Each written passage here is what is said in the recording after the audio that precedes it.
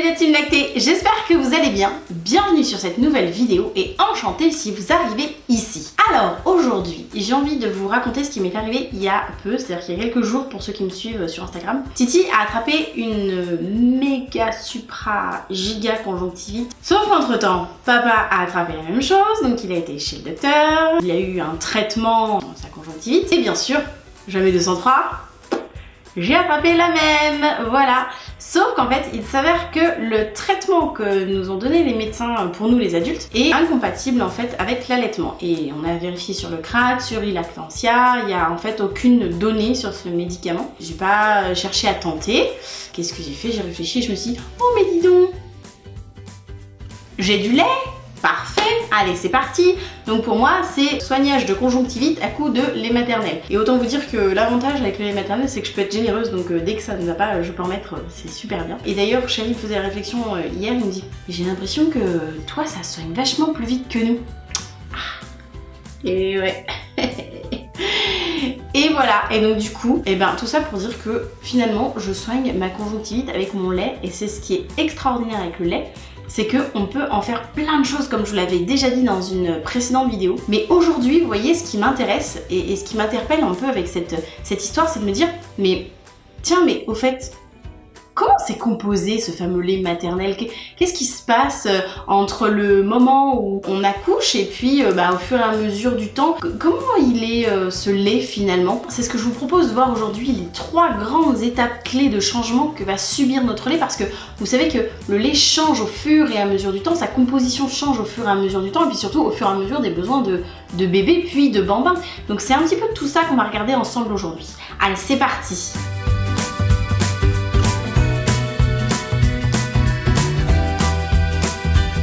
Dès l'accouchement et pendant 3 à 6 jours, notre corps prépare un lait riche en vitamines, protéines, sels minéraux et anticorps. Ce premier lait, appelé colostrum, a une couleur plutôt jaune et est de consistance assez épaisse et collante. Ce lait fortement concentré et facile à digérer contient tout ce dont un bébé a besoin et renforce son système immunitaire. Il est en plus disponible en très petite quantité, ce qui convient parfaitement à l'estomac de nos bébés qui, je vous le rappelle, à ce moment-là a quand même la taille d'un noyau de cerise. C'est quand même pas très grand.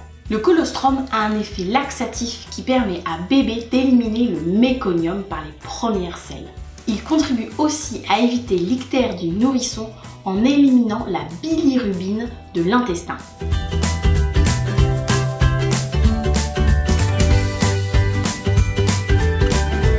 Entre le 4e jour et la semaine suivant notre enfantement, on parlera alors d'un lait de transition.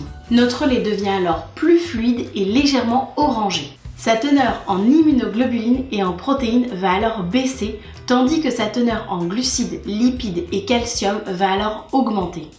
C'est pendant cette fameuse période qu'on va avoir la sensation d'avoir des seins très durs, très tendus. Il peut même arriver qu'ils rougissent. On appelle parfois ce phénomène un engorgement physiologique. Si cette manifestation n'est pas une étape obligatoire pour toutes les femmes, elle reste une étape assez normale. C'est d'ailleurs ce qu'on appelle un peu dans le jargon la fameuse montée de lait.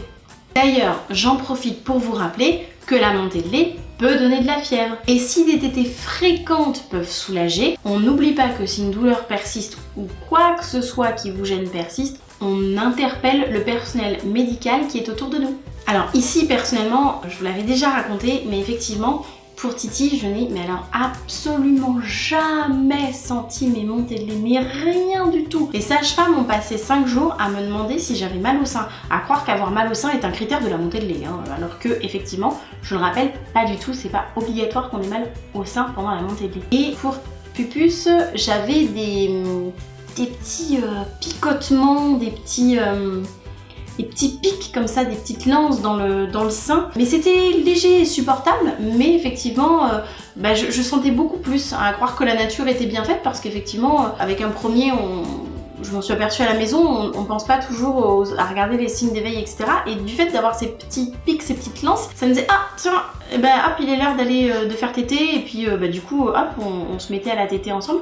Mais effectivement, c'était pas pas hyper douloureux. Et personnellement, moi j'ai jamais fait de fièvre, mais je sais qu'effectivement il y a des mamans qui me racontent souvent qu'elles ont de la fièvre. C'est pour ça que c'est important de faire intervenir le personnel médical qui est autour de nous, parce que parfois avoir une maman qui a de la fièvre à cause d'une montée de lait, et puis tout de suite il y a beaucoup de témoignages qui me reviennent où on leur donne des antibiotiques incompatibles avec l'allaitement, enfin du coup ça part complètement en cacahuète. Donc n'hésitez vraiment pas à faire appel au personnel qui est autour de vous. Si en plus vous avez dans votre valise de maternité, comme je vous l'avais conseillé dans une précédente vidéo, le numéro de la consultante IBCLC de votre région ou la plus proche de vous, surtout n'hésitez pas à lui passer un petit coup de fil pour lui en parler et voir un peu ce qu'elle en dit et ce qu'elle en pense.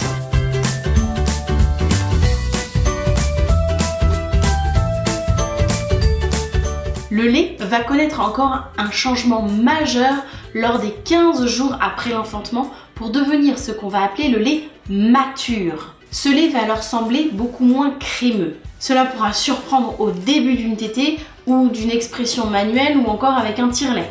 Mais pas de panique, c'est normal.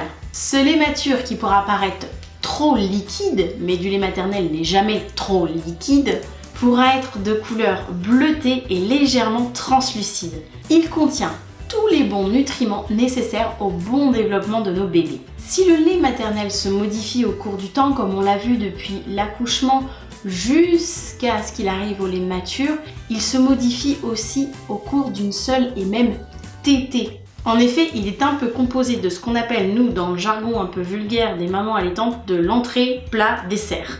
C'est-à-dire qu'au début d'une tétée, on va avoir un lait qui est plutôt clair, fluide, riche en glucides et en eau, pour tout de suite apaiser la sensation de faim de nos bébés.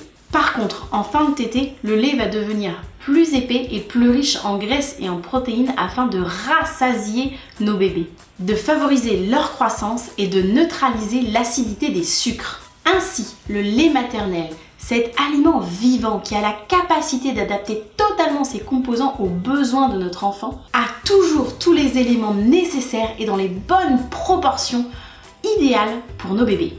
Alors moi, je voulais juste revenir sur un truc que je trouve absolument fascinant. Si vous ne l'avez jamais fait, je vous invite vraiment à le faire à la maison. Surtout si vous êtes jeune maman, quand vous allez regarder cette vidéo, pensez régulièrement à quand vous tirez un tout petit peu de lait ou à la fin d'une tétée, vous en tirez un petit peu dans un verre un peu transparent ou quelque chose, puis vous regardez comme ça la lumière et effectivement c'est très drôle la couleur, cette couleur que peut prendre le lait. Je sais que moi il m'est arrivé une fois de regarder mon lait, ça faisait un reflet vert un peu.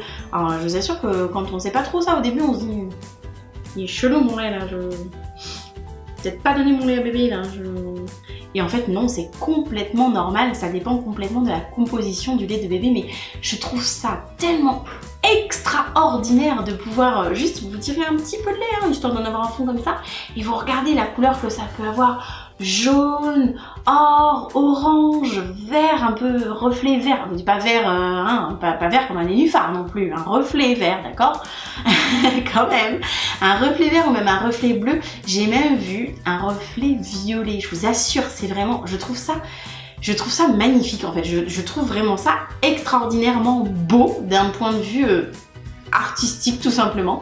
Je trouve que c'est vraiment magnifique ce changement de couleur que peut avoir le lait.